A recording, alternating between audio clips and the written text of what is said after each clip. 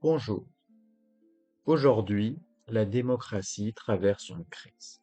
Dans de nombreux pays, le pouvoir se concentre entre les mains de quelques dirigeants et les contre-pouvoirs s'affaiblissent, tandis que les citoyens ont de moins en moins de prise sur les décisions qui les concernent.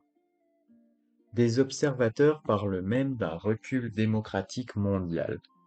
Mais il existe un pays qui fait figure d'exception, la Suisse.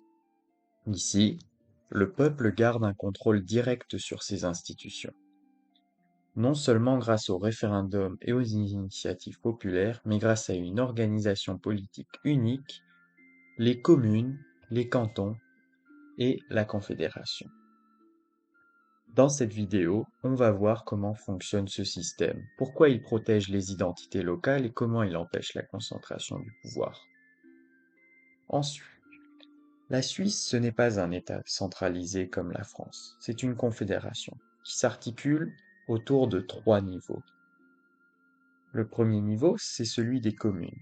C'est la cellule de base de la Suisse. Il y en a plus de 2000 à travers le pays. Ce sont des petites unités, donc là, en réalité, vous pouvez penser à votre village ou à votre ville. Elles gèrent les écoles, la police locale, l'eau, les infrastructures de proximité, et même les impôts communaux. Car oui, en Suisse, chacun paye ses impôts à la commune, au canton et à la confédération. La deuxième étape, c'est les cantons. Il y en a 26, chacun avec sa propre constitution, son parlement, son gouvernement et même parfois son système judiciaire. Les cantons décident par exemple de l'éducation, de la santé, de la fiscalité locale et de la police. Autrement dit, un Vaudois et un Zurichois n'ont pas toujours les mêmes règles, car chaque canton adapte ses lois à sa population. La Confédération, donc ce qu'on appelle le niveau fédéral, c'est le gouvernement national qui est basé dans la ville de Berne, du coup, et lui, il s'occupe des grandes compétences, l'armée, les relations internationales, la monnaie, les infrastructures nationales, mais il ne peut pas faire n'importe quoi. Tout doit respecter les constitutions cantonales et passer par le peuple si c'est contesté.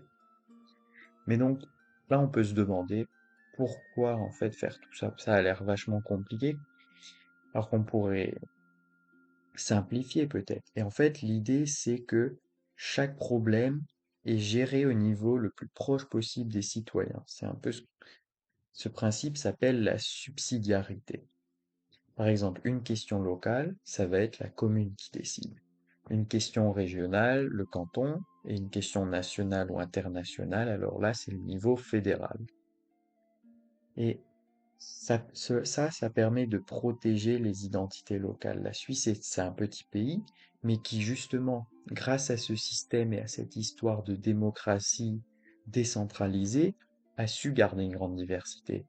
On compte en effet 4 langues nationales, l'allemand, l'italien, le français et le romanche.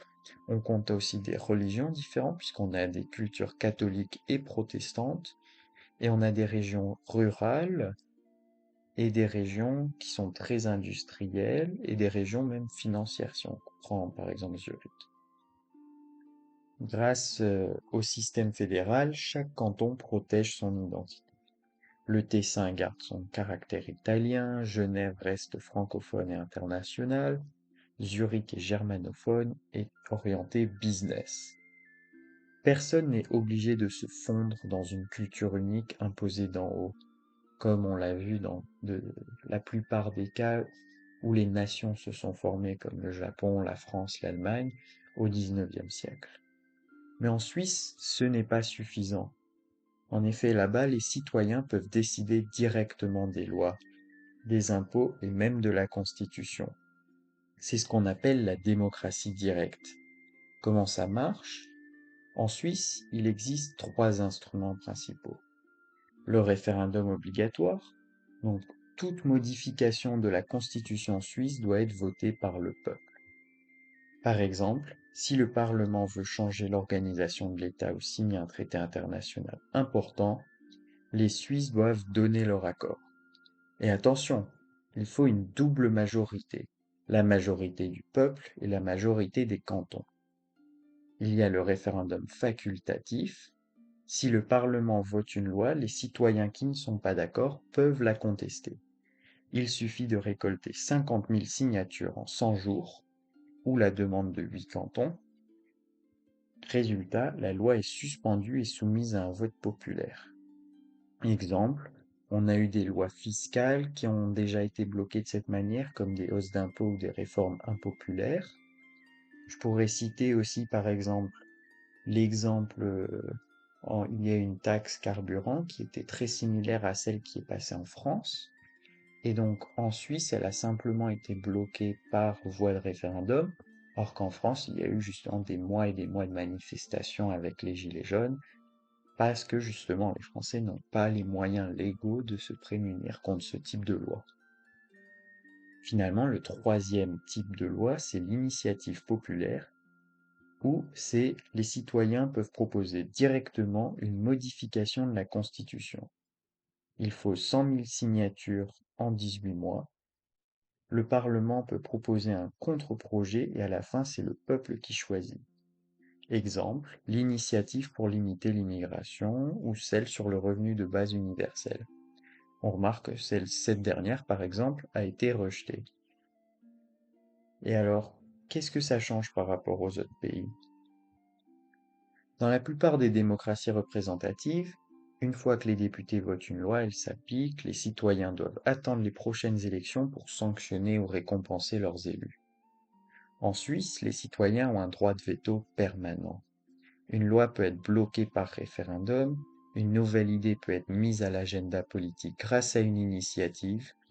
C'est comme si chaque citoyen avait un bouton pause ou start sur le système politique. Et donc, les résultats concrets qu'on observe, c'est que les lois votées par le Parlement sont plus souvent consensuelles, car les élus savent que les citoyens peuvent les bloquer.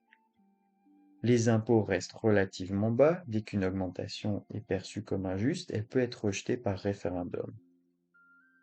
Le peuple a un sentiment de contrôle direct sur son destin politique. En même temps, ça oblige les citoyens à être très informés et actifs car ils votent plusieurs fois par an sur des sujets complexes. En résumé, la démocratie suisse est un système où le peuple n'est pas seulement spectateur, il est co-législateur. Un modèle unique qui fascine, mais qui demande aussi beaucoup de responsabilités collectives. L'Uruguay est souvent surnommé Suisse de l'Amérique latine. Pourquoi? Parce que comme en Suisse, les citoyens y disposent d'outils de démocratie directe. Les Uruguayens peuvent lancer des référendums pour abroger une loi, votée par le Parlement. Ils peuvent aussi proposer des réformes constitutionnelles par initiative populaire. Exemple, en 2004, une initiative populaire a permis d'inscrire dans la Constitution que l'eau est un bien public et qu'elle doit rester en dehors de toute privatisation. Résultat, l'Uruguay est aujourd'hui l'un des pays les plus stables d'Amérique latine, avec un niveau de liberté politique et de protection sociale. Son PIB par habitant est supérieur à celui des plusieurs grands pays dans la région, comme le Brésil ou l'Argentine. Autrement dit, la démocratie directe n'est pas seulement une curiosité du monde helvétique, elle peut aussi fonctionner ailleurs dans des contextes très différents. Les résultats, la Suisse face à l'Europe, on peut remarquer par exemple que le PIB par habitant est de plus de 106 000 dollars US, donc en Suisse, donc c'est l'un des plus élevés d'Europe derrière le Luxembourg, qui est quand même un très petit pays, et l'Irlande, qui fait gonfler artificiellement ses chiffres en mettant des sièges sociaux de compagnie, mais qui en réalité ne reflètent pas forcément la richesse des habitants. On remarque ainsi que l'industrie représente environ 25% du PIB, soit plus que dans la plupart des pays européens dominés par les services. L'innovation, plus de 3% du PIB en R&D, un des taux les plus élevés du monde, et que, en termes de liberté, la Suisse est classée deuxième au monde dans le Human Freedom Index. En clair, la démocratie directe ne rend pas seulement la Suisse plus stable, elle la rend aussi plus riche, innovante et libre que la majorité de l'Europe. L'histoire nous apprend une chose. Le pouvoir a toujours tendance à se concentrer, et toute faille dans une démocratie sera exploitée par des élites ou des dirigeants qui chercheront à défendre leurs intérêts personnels plutôt que ceux du peuple. C'est pourquoi il faut des barrières institutionnelles fortes. La Suisse et l'Uruguay montrent qu'avec la démocratie directe, le peuple garde toujours le dernier mot. C'est peut-être la meilleure garantie contre la montée des tyrannies modernes. Merci. Donc, est-ce que vous pensez que votre pays, si vous êtes français ou belge, pourrait justement adopter une démocratie de style suisse? Mettez-le dans les commentaires, le débat est le bienvenu. Et si cette vidéo vous a intéressé, je me lance un peu. N'hésitez pas justement à faire des feedbacks sur ce que vous aimez et aussi restez abonnez-vous puisque on va faire d'autres vidéos un peu dans ce thème où on regarde justement des initiatives un peu démocratiques et populaires à travers le monde. Merci et bonne semaine.